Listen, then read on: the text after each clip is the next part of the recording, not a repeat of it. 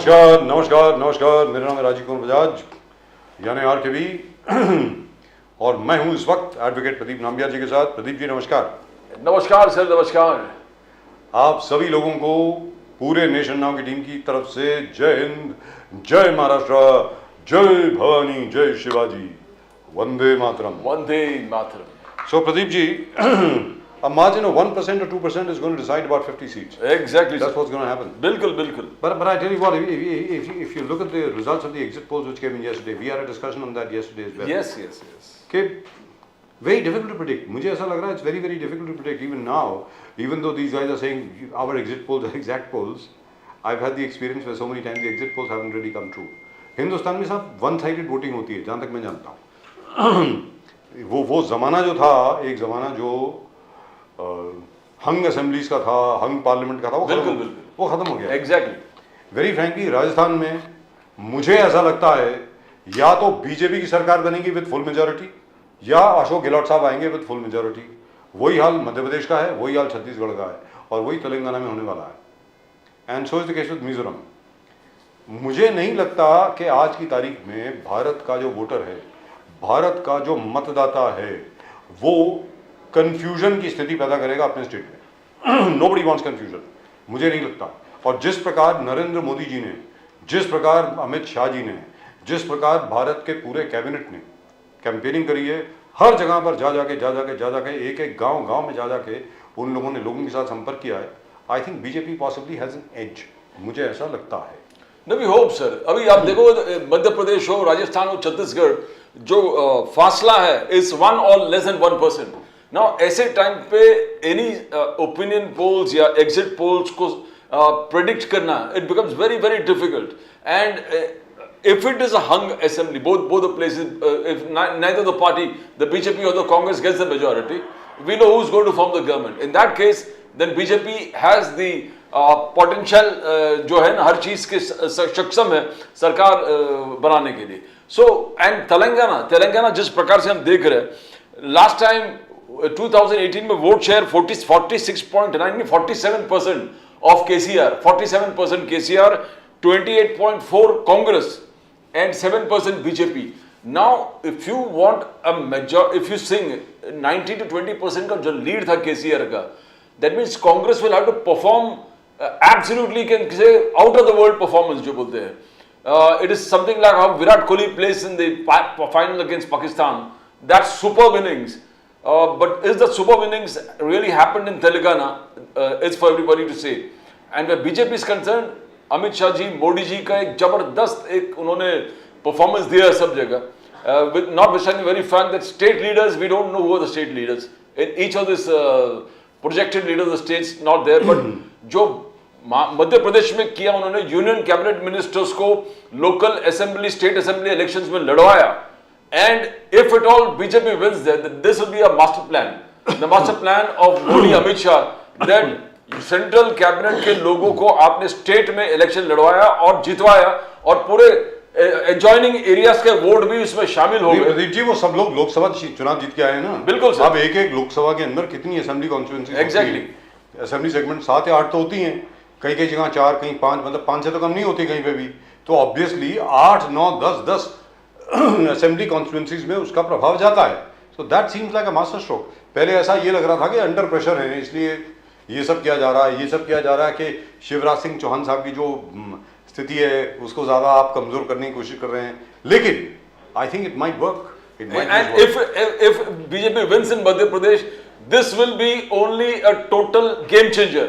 जो प्रहलाद पटेल को लेके आए, नरेंद्र सिंह तोमर को लेके आए एंड विजय वर्गीय को लेके आए एंड लड़वाया और जितवाया। And if it wins, then it will be a master stroke of Narendra Modi and Amit Shah. So which means Mr.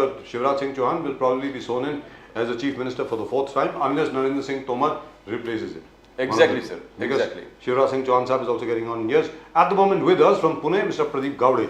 Pradeep Gowde साहब इस वक्त हमारे साथ हैं पुणे से, भारतीय जनता पार्टी के। गौड़े साहब नमस्कार। नमस्कार। How are you sir? कैसे हैं? अरे अब तो बहुत खुश होंगे, आज तो बड़े खुश होंगे। आपके मुंह से मुस्कान नहीं जा रही है, क्या बात है सर, मान गए। मतलब एग्जिट पोल में तो आप जीत गए सर, मानना पड़ेगा, क्या बात है।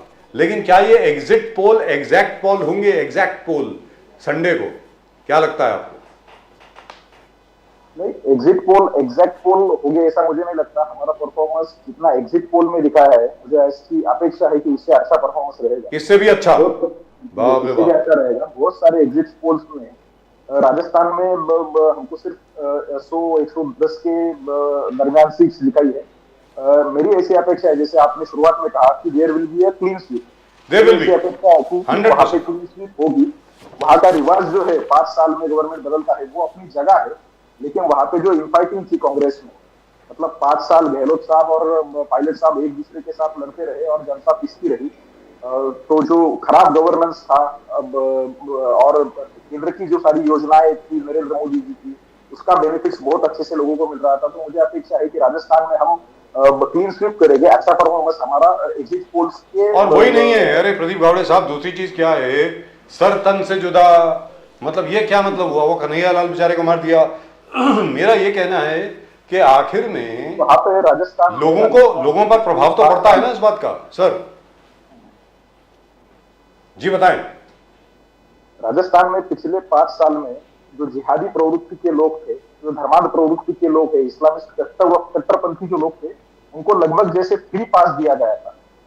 मतलब आप जानते होंगे कितने सारे दंगे राजस्थान में हुए थे। कन्हैया लाल की जो हत्या हुई थी, निर्मम तरीके से हत्या हुई थी। वहां पे जिस तरीके से पिछड़े वर्गों के साथ अत्याचार हुआ था, वो तो अपने चरम पे था। महिलाओं के साथ जो दुष्कर्म हुआ था, उसमें राजस्थान देश में सबसे आगे था। महिलाएं वहां पे सुरक्षित नहीं थी। तो मुझे लगता है ये सब फैक्टर्स बहुत इंपॉर्टेंट थे राजस्थान के इलेक्शन में, और उसकी वजह से मैं आपको बता रहा था कि वहां का जो रिवाज है वो अपनी जगह है, लेकिन कांग्रेस का गवर्नेंस बहुत बुरा था। कोई भी सुरक्षा वहां पे लोगों को नहीं थी, कोई भी विकास वहां पे लोगों को नहीं मिल रहा था। तो राजस्थान में हम क्लीन स्वीप जरूर करेंगे। उसी के साथ मध्य प्रदेश में भी हम बहुत अच्छा करेंगे। मध्य प्रदेश में भी हम एक क्लियर मेजोरिटी की गवर्नमेंट मध्य प्रदेश के लोगों को देंगे। वहां पे भी जो शिवराज सिंह जी के नेतृत्व में और केंद्र की नरेंद्र जी की मोदी जी साहब के नेतृत्व वाली जी सरकार, दोनों के बेनिफिट्स बहुत अच्छे से मध्य प्रदेश की जनता को मिल रहे थे।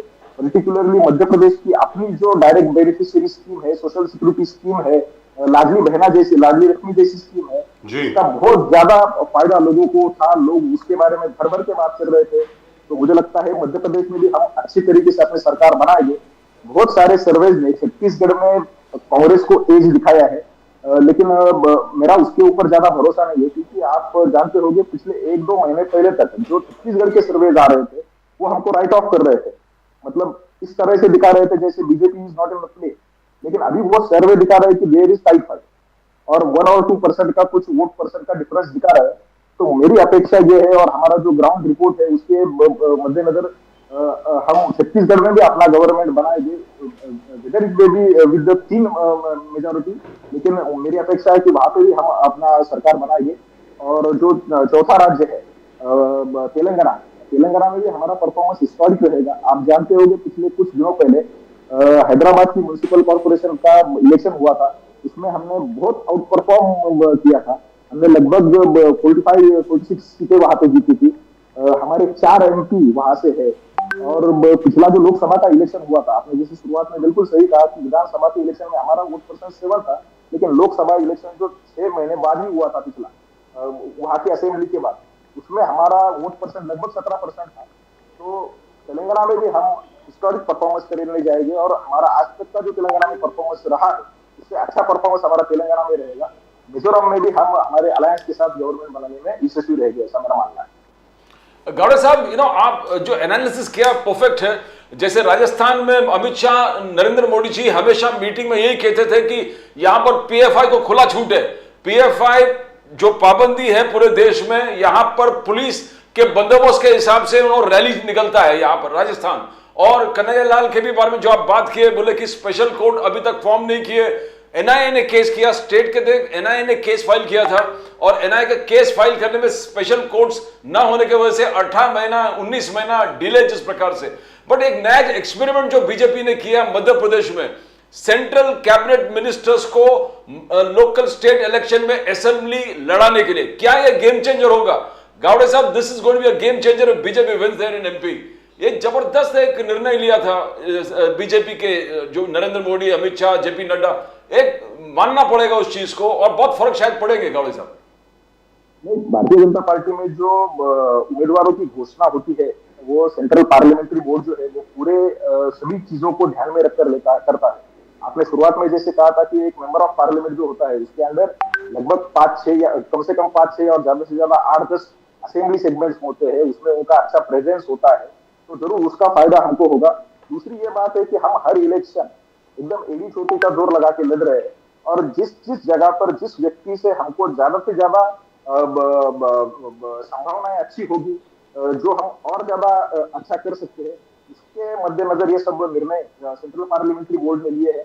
और जैसा कि एग्जिट पोल्स दिखा रहे हैं, एक एग्जिट पोल ने तो मध्य प्रदेश में हमको लगभग 150 सीट जिताई है। नहीं 160 सर, 160 150 to 160 सीट्स जिताई है। तो मुझे ऐसा लगता है ये सब चीजें जो है, मतलब जो सभी हमारे फैक्टर्स, मतलब माननीय मोदी जी का नेतृत्व है, मध्य प्रदेश की गवर्नमेंट ने जो पिछले 4-4.5 साल में अच्छे काम किए हैं वो है, उसके बाद हमारे उम्मीदवारों का चयन है, वो सभी चीजें हमारे फायदे में जा रही है। ऐसी अब तक तो मतलब लग रहा है 3 तारीख को और ज्यादा खुल के इस बारे में बात हो सकती है, लेकिन मैं आशावादी हूँ कि बहुत अच्छा विक्ट्री हमको मध्य प्रदेश में मिलेगा। लेकिन प्रदीप गावड़े साहब, सीधी सादी बात है, जो पुराना दौर था एक ज़माने में, विश्वनाथ प्रताप सिंह जी के ज़माने में, चंद्रशेखर जी के ज़माने में, उसके बाद एच डी देवेगौड़ा साहब, आई के गुजराल साहब, कि भाई हंग पार्लियामेंट, हंग असेंबली, कोalition का एरा, अलायंस बनाना, ये बनाना, वो सब खत्म हो गया।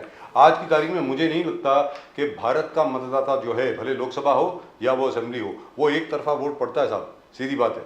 मुझे ऐसा लगता है कि ये सारी एग्जिट पोल जो दिखा रही है ना, कि जैसे क्या क्या बोला था आपने, 110 सीट राजस्थान में, मुझे लगता है 130-140 से कम नहीं आने वाली, very frankly speaking. It will be a complete majority as far as I know. आपसे बिल्कुल सहमत हूं मैं सर, आपकी बात से बिल्कुल सहमत हूं। 2014 के बाद हमारे देश का पॉलिटिकल डिस्कोर्स जो है वो पूरी तरह से चेंज हुआ है। उससे पहले की जो गवर्नमेंट्स थी, जैसे आपने कहा कि अलायंस पॉलिटिक्स चल रहा था, लेकिन 2014 के बाद की आप अगर सभी इलेक्शंस देखेंगे तो लोगों ने आइदर वे किसी भी पार्टी को, मतलब अभी रिसेंटली कर्नाटक में भी देखो, लोगों ने कांग्रेस को सीट दे दी। तो लोग 2014 के बाद एक डिसिसिव गवर्नमेंट चाहते हैं, और उसकी वजह से लोग डिसाइसिव हुए हैं। डिसाइसिव होकर लोग मतदान कर रहे हैं। अब केंद्र की गवर्नमेंट ने जिस तरह से अच्छे से काम किया है, उस तरीके से लोगों को ये भरोसा पैदा हुआ है कि वन पार्टी गवर्नमेंट जो होगा, या फिर किसी एक पार्टी को अगर हम अच्छा बहुमत देंगे तो शायद हमारे जो विकास के प्रश्न है वो जल्दी सॉल्व हो सकते हैं, डिसीजन मेकिंग जल्दी हो सकती है, कोई पॉलिसी पैरालिसिस नहीं रहेगा। अलायंस में कोई पार्टनर जो है वो अपने नंबर की वजह से रूलिंग पार्टी को प्रेशराइज नहीं कर पाएगा। तो मुझे लगता है लोगों का ये भरोसा बैठ गया है। उसकी वजह से 2014 के बाद लगभग मुझे लगता है 90% से ज्यादा इलेक्शंस में एक फैक्टर आपने मेंशन नहीं किया सर, एक फैक्टर का जिक्र आपने नहीं किया, मेरी समझ में और यहाँ प्रदीप जी की समझ में बहुत बड़ा फैक्टर है। It is the elephant in the room and we should address that. सीधी सादी बात है साहब, जो 22 जनवरी को राम मंदिर का जो उद्घाटन होने वाला है सर, 550 साल के बाद राम मंदिर बना है, आज तक किसी ने हिम्मत नहीं करी बनाने की। मुझे ऐसा लगता है भारतीय जनता पार्टी के फेवर में ये बहुत बड़ी चीज़ जा रही है। भले आप एक्नॉलेज करें ना करें, इसका अंडर करंट बहुत ज़्यादा है, भले लोग उसके बारे में बात करें या ना करें। आपको क्या लगता है प्रदीप गावड़े साहब? नहीं, सही बात है, आपकी बात से मैं बिल्कुल सहमत हूँ। मैंने उसका मेंशन इसलिए नहीं किया था कि हम उसको पॉलिटिकल रूप से देखते नहीं है। हाँ, उसमें भारतीय जनता पार्टी का योगदान बहुत बड़ा रहा है। ये इतिहास रहा है कि कांग्रेस ने उसको एड़ी चोटी का जोर लगा के विरोध किया है। यहाँ तक कि उन्होंने सुप्रीम कोर्ट में जो हलफनामे फाइल किए उसमें उन्होंने राह का अस्तित्व ही नकारा था। तो ये सब चीजें है, लोग की ये मानसिकता है, लोग ये जानते हैं कि कांग्रेस का किस तरीके से एंटी हिंदू, एंटी हिंदुत्व रवैया रहा है। तो वो एक फैक्टर है ही। तो जरूर लोगों में आस्था है, लोग इस वजह से खुश है कि जिस राम मंदिर के लिए हमने 500 साल की लड़ाई लड़ी है, हमारे पूर्वजों ने 500 साल की लड़ाई लड़ी है, और अलग अलग लड़ाइयों के बाद, मतलब पहले 350-400 साल तो मैदान में लड़ाई हुई, उसके बाद कोर्ट में लड़ाई हुई, उसके बाद मतलब पहले मुगलों से लड़ाई हुई, ब्रिटिशों से लड़ाई हुई, उसके बाद कांग्रेस से हमारी इस विषय पे लड़ाई हुई। तो ये एक बहुत ही ज्यादा जिसमें भारतीय लोगों ने अपना योगदान दिया है, भारतीय लोगों की आस्था का विषय रहा है, वो 22 जनवरी को वो मंदिर फिर से बन रहा है, रामलला फिर से वहां पे विराजमान हो गए। तो यस, लोगों में बहुत सारी खुशी है, लेकिन हमारे लिए ये पॉलिटिक्स का विषय नहीं है, लेकिन लोगों के दिलों में इस बारे में बहुत सारी खुशी है। उसमें कोई दो राय नहीं हो सकता, कोई दो राय नहीं हो सकता। जबरदस्त। गावड़े साहब, एक पहले बार एक केस स्टडी का एक बहुत बड़ा मुद्दा बनता है कि मध्य प्रदेश, राजस्थान, छत्तीसगढ़ में जिस प्रकार कांग्रेस ने गरीब कल्याण योजनाओं को एक लहर बनाया था, लहर यानी इस प्रकार से आप कहोगे कि चिरंजीवी स्कीम को लेकर जो इतना चिल्लाया था राजस्थान में, 25 लाख अभी हम लोग फ्री दे रहे हैं, 50 लाख इलेक्शन के बाद करेंगे, फिर वो इंदिरा अम्मा स्कीम है, वो वुमेन्स का स्कीम है, स्टूडेंट्स को 5 लाख कार देंगे, हर तहसील में इंग्लिश स्कूल, इंटरनेशनल स्कूल बनाएंगे। नहीं, इतना गरीब कल्याण स्कीम्स होने के बावजूद, उनके होने के बावजूद अगर जो प्रोजेक्शंस अभी हो रहा है कि BJP is going to win in Rajasthan, BJP is going to Madhya Pradesh, वहां पर बघेल साहब ने ऑलरेडी एयरक्राफ्ट तैयार करके अपने एमएलएस को जहाज में बिठा के कर्नाटका भेजने की तैयारी कर रहे हैं। तो ये एक माहौल जो बन रहा है, तो यानी इसका मतलब है कि लोगों ने उस गरीब कल्याण योजनाओं को जितना भी पब्लिसिटी किया है कांग्रेस का, उसको ठुकरा दिया है। इसका मतलब ये कैसे, गावड़े साहब इसको कैसे देखते हो? बिकॉज चिरंजीवी स्कीम, घर देना, यानी घर तो आप घर भी देंगे, घर के लिए 5 लाख रुपए भी देंगे, जमीन का टुकड़ा भी देंगे, और ऐसे लुभावना स्कीम्स होने के बावजूद अगर रिजल्ट ऐसा आता है, तो गावड़े साहब आपका एनालिसिस में क्या है गरीब कल्याण स्कीम्स के बारे में? नहीं, लोगों का कांग्रेस के ऊपर भरोसा बिल्कुल नहीं है। 1 रुपए भर का भी लोगों का कांग्रेस के ऊपर भरोसा नहीं है, और कांग्रेस भी अपने अंदर ये जानती है कि वो ये चुनाव जीतने वाली नहीं है, तो इसलिए वो ऐसे वादे भी कर सकती है कि हम आपको आसमान से तारे तोड़ के लेके आएंगे।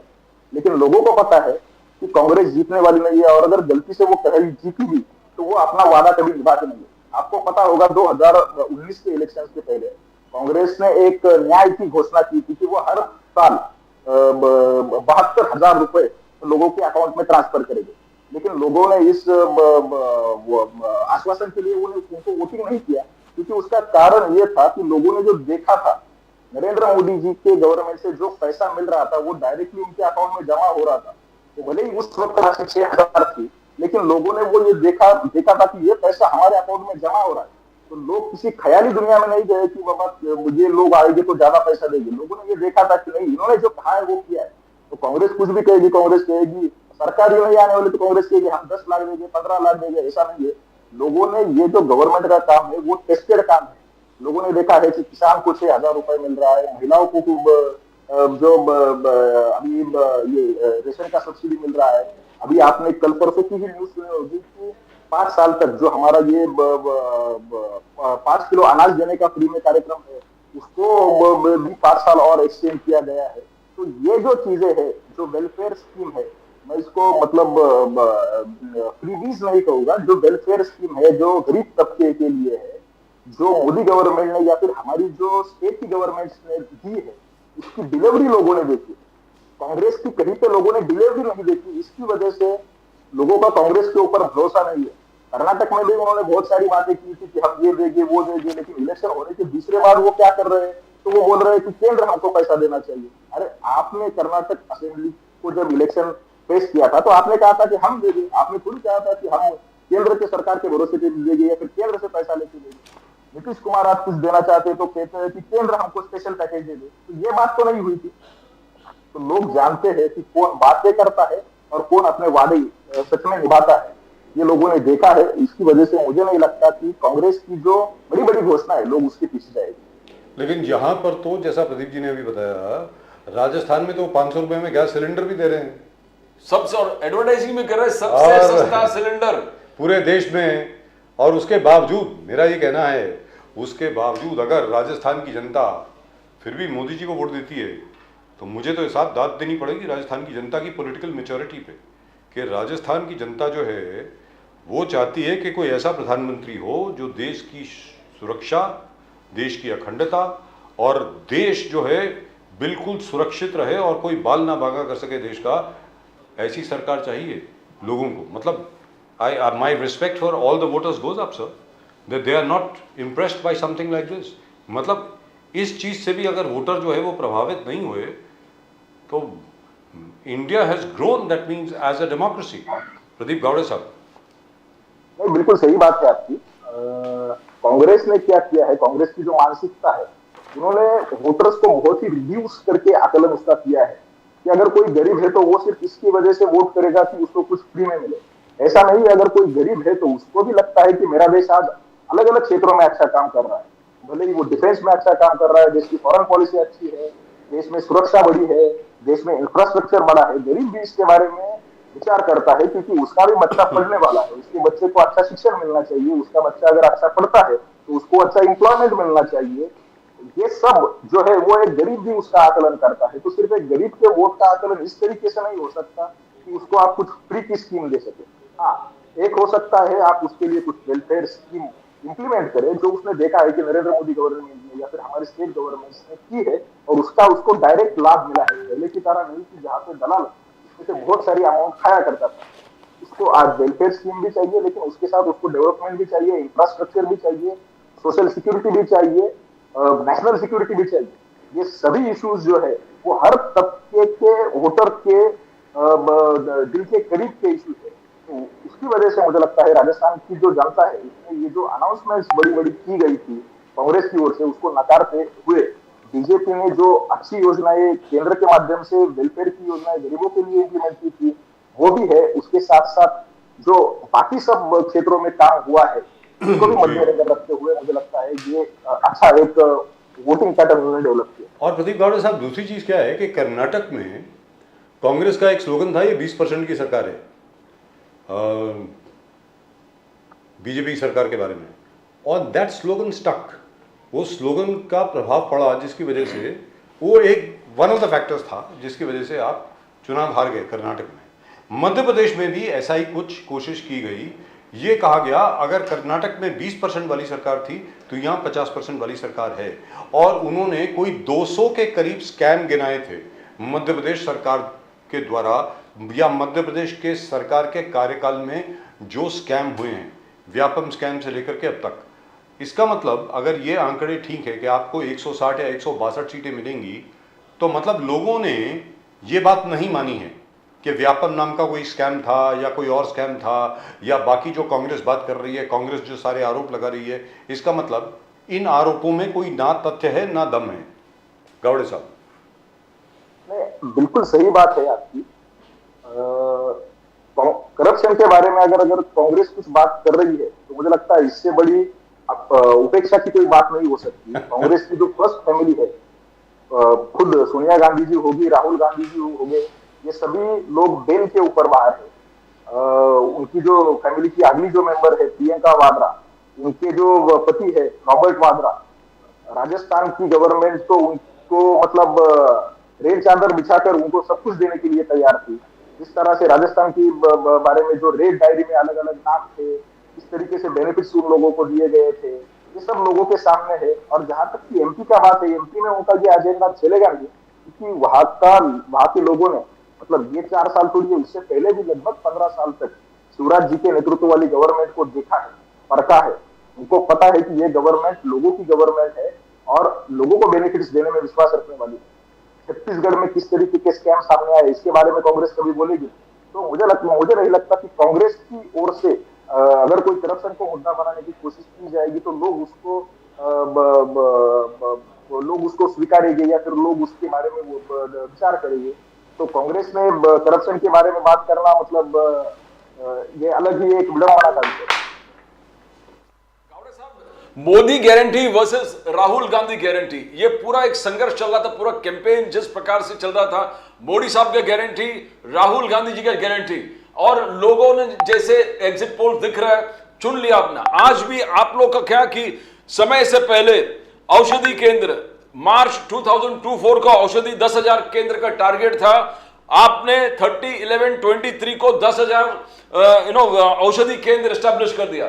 तो एक से एक जो मोदी साहब के रिपोर्ट कार्ड है जो हर व्यक्ति घर घर तक पहुंचाया, क्या ये मोदी गारंटी इसलिए सक्सीड हो गया और लोग राहुल गांधी का गारंटी को निगलेक्ट कर दिया?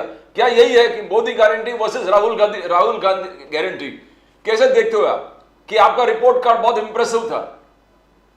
नहीं, लोगों का मोदी गारंटी इसके मोदी गारंटी के ऊपर राहुल गांधी की गारंटी या फिर जो कुछ वादे हो गए उसके उससे ज्यादा भरोसा इसलिए है क्योंकि लोगों ने मोदी जी की गारंटी देखी है और उसके फल भी लोगों तक पहुंचे हैं। वो टेस्टेड गारंटी है, वो सिर्फ मतलब कुछ 1-2 साल की बात नहीं है।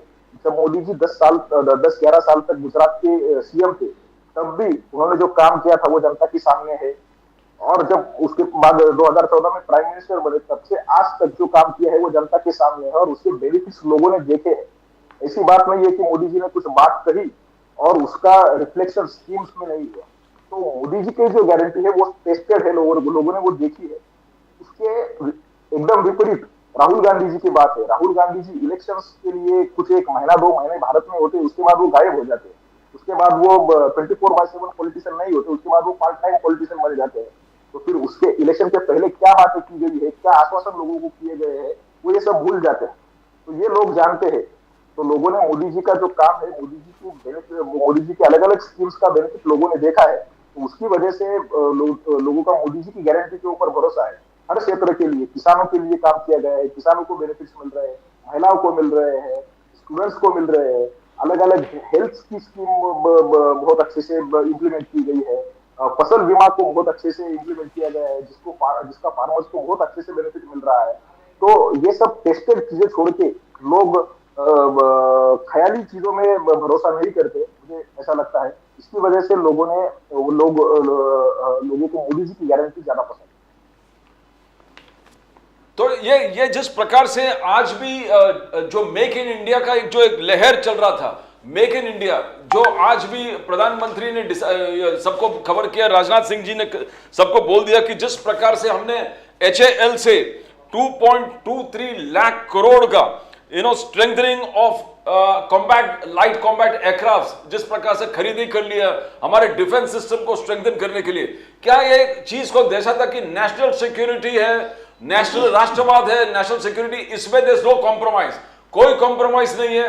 क्या मोदी जी, राजनाथ सिंह वही दिखा रहे हैं कि जिस प्रकार से हाल से HAL से खरीदना, अपने मेक इन इंडिया स्कीम्स को सक्सेस करना, क्या ये रिपोर्ट कार्ड को और मजबूत कर रहा है 2024 में? आपने बहुत अच्छी बात कही और बहुत सही मुद्दे को आपने उठाया है।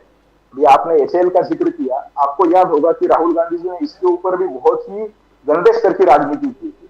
राहुल गांधी ऐसा एक डर भारत में तैयार कर रहे थे कि HAL को जो है भारत सरकार बंद कर रही है। लेकिन आज क्या हो रहा है? आज एकदम उसके विपरीत हो रहा है। HAL बहुत अच्छे तरीके से काम कर रहा है। मतलब 4-5 दिन पहले प्रधानमंत्री जी ने जो तेजस में उड़ान भरी थी, तो मुझे लगता है उसका सिंबॉलिक इंपॉर्टेंस तो है ही, लेकिन उसी के साथ वो जो उड़ान थी, मुझे ऐसा लगता है कि भारत का जो डिफेंस मैन्युफैक्चरिंग सेक्टर है उसकी एक बहुत बड़ी उड़ान है। आपको पता होगा कि हमारा जो डिफेंस एक्सपोर्ट था 2014 में वो लगभग 1,500 करोड़ के आसपास था। आज लगभग 350 गुना ज्यादा बढ़कर हमारे डिफेंस सेक्टर का एक्सपोर्ट है वो लगभग 10,000 करोड़ तक पहुंचा है। तो ये हमारी उपलब्धि है। HAL के बारे में राहुल गांधी जी बोल रहे थे और आपने भी उसका जिक्र किया। तेजस को HAL बना रहा है, HAL के द्वारा तेजस को डेवलप किया गया है और भारत सरकार लगभग 350 तेजस परचेस करने वाली है HAL से। ये बहुत बड़ा ऑर्डर है और इतना अच्छे तरीके से HAL परफॉर्म कर रहा है। हमारा जो डिफेंस का इंपोर्ट है वो लगभग पिछले 5-6 साल में आपको पता होगा लगभग 12-13% कम हुआ है। तो ये जो सेल्फ रिलायंस की ओर हम डिफेंस सेक्टर में भी जा रहे हैं, ये लोगों को पसंद है। ये लोगों को अच्छी तरीके से वो लोग जानते हैं कि किस तरीके से हम ये कर रहे हैं। पिछले ही कुछ दिनों पहले हमने हमारा जो इंडिजिनस मेड डिफेंस वॉरशिप था INS विक्रांत, उसको भी कमीशन किया। हमने पिछले कुछ दिनों पहले ही एंटी वॉरशिप मिसाइल का एक सक्सेसफुल ट्रायल किया। तो ये सब लोग जानते हैं कि ये किस तरीके से डिफेंस जैसे सेक्टर में और defence equipment management, defence equipment के मैन्युफैक्चरिंग में भारत में काम हो रहा है। ये नए भारत का एक स्वरूप है, ऐसा मुझे लगता है। So in effect what we've ordered is, Pradeep ji, बिल्कुल दोनों प्रदीप जी बैठे मेरे साथ। yes. पुणे से भी प्रदीप जी हैं और स्टूडियो में भी प्रदीप जी हैं। We have ordered 97 Tejas jets, Yes, and 156 Prachand helicopters बिल्कुल sir, from HAL. But this is not the only thing. Now please understand, जो आपने INS विक्रांत की बात करी, उसके अलावा in principle go ahead has already been given for a third aircraft carrier. तीसरा aircraft carrier भी भारत में बनना शुरू हो गया है। उसके अलावा जो याद है बोफोर्स गन की बहुत बड़ी 155 millimeter howitzer from Bofors. बिल्कुल, Now बिल्कुल, that yes. same gun, in a far better way, by the way, which has been upgraded, is being manufactured in India by L&T. L&T is manufacturing it now in India. उसके अलावा Mahindras are also manufacturing defense equipment being used right now on the front. LAC के ऊपर right near China. This is apart from the tents, vents, and bulletproof vests and guns as usual. But I think that's a big achievement. That made in India Atmanirbhar Bharat. That is a huge achievement. और तीसरी चीज